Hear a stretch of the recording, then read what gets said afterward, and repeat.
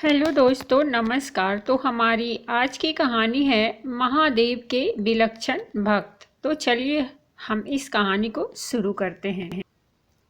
जगत जननी पार्वती ने एक भूखे भक्त को शमशान में चिता के अंगारों पर रोटी सेकते देखा तो उनका कलेजा मुंह को आ गया।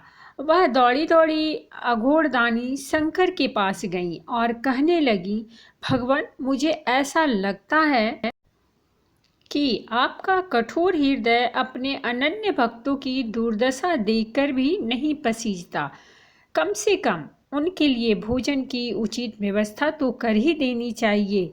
देखते नहीं, वह बेचारा वृत्रहरि अपनी कई दिन की भूख मृतक को पिंड के दिए गए आटे की रोटियां बनाकर शांत कर रहा है। महादेव ने हंसते हुए कहा, शुभ है, ऐसे भक्तों के लिए मेरा द्वार सदैव खुला रहता है, पर वह आना ही कहाँ चाहते हैं।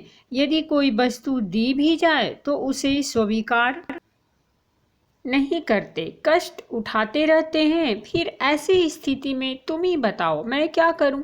माँ भवानी अचरज से बोली, तो क्या आपके भक्तों को उद्र पूर्ति के लिए भोजन की आवश्यकता भी अनुभव नहीं होती?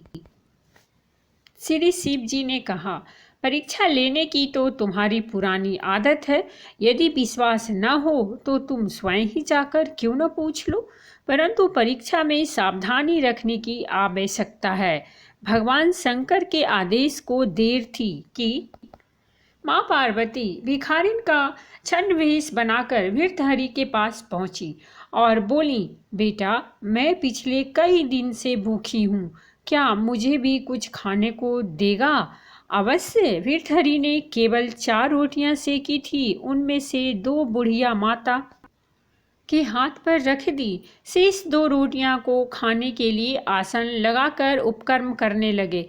भिखारी ने दीन भाव से निवेदन किया, बेटा, इन 2 रोटियों से कैसे काम चलेगा? मैं अपने परिवार में अकेली नहीं हूँ, एक बूढ़ा पति भी है, उसे भी कई दिन से खाने को नहीं मिला है। वृत्रहरि ने वे दोनों रोटियां भी भिखारिन के हाथ पर रख दी।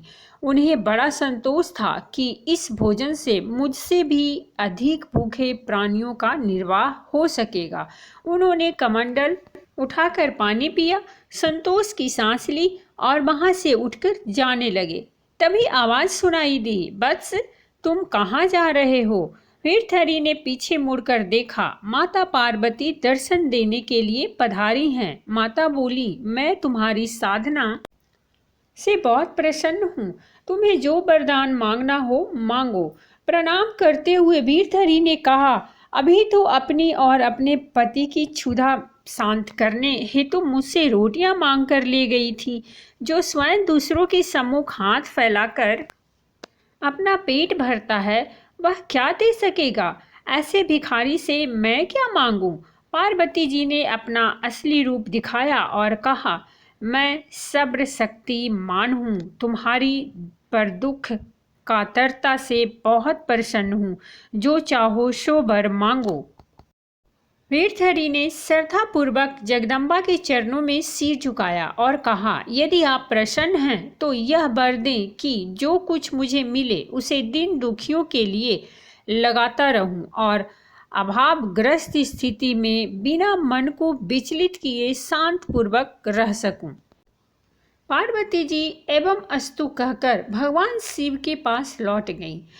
त्रिकालदर्शी शंभु यह सब देख रहे थे। उन्होंने मुस्कुराते हुए कहा, भद्रे, मेरे भक्त इसीलिए दरिद्र नहीं रहते कि उन्हें कुछ मिलता नहीं है, परंतु भक्ति के साथ जुड़ी उदारता उनसे अधिकाधिक दान कराती रहती है और वे खाली हाथ रहकर भी विपुल संपत्ति वानों से अधिक संतुष्ट बने रहते हैं।